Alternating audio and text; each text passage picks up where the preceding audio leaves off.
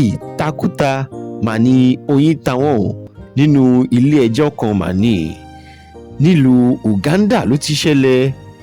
Babaláwo kan òun làwọn ọlọ́pàá mú o tí wọ́n mú wípé wọ́n ń dúnkokò mọ́ ládùúgbò wípé oògùn rẹ̀ ti pọ̀ jù. Bí wọ́n ṣe mú wọlé ẹjọ́ kan lọ nìyẹn o, ìyẹn ní Uganda.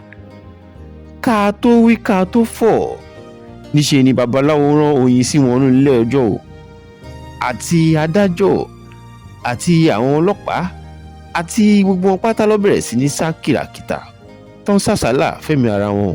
Gbogbo àwọn èèyàn tí wọ́n wà nínú ilé ẹjọ́ pátá òun lóyin ta nítakùtà o, kò sì ta babaláwo rárá tiẹ̀, ó jókòó jẹ́jẹ́ rẹ̀ ní. Gbogbo àwọn ọlọ́pàá, àwọn tí wọ́n dè mú àti gbogbo èrò tó wà ń bẹ̀ ni wọ́n ń sáré káàkiri, wọ́n bẹ̀rẹ̀ sí ní sá àsálà fẹ́mi ara wọn. Ara mẹ́rìírí bóun lọ yàgò. Oyin ta wọ́n nítakùtà mà ní nínú ilé ẹjọ́ kan o nílùú Uganda ló ti ṣẹlẹ̀. Babaláwo kan ló rán Oyin sí wọn o nígbà tí wọ́n fi ẹ̀sùn kàn wípé oògùn rẹ̀ ti pọ̀ jù. Ẹ tún máa bá wa ká lọ níkànnì wa.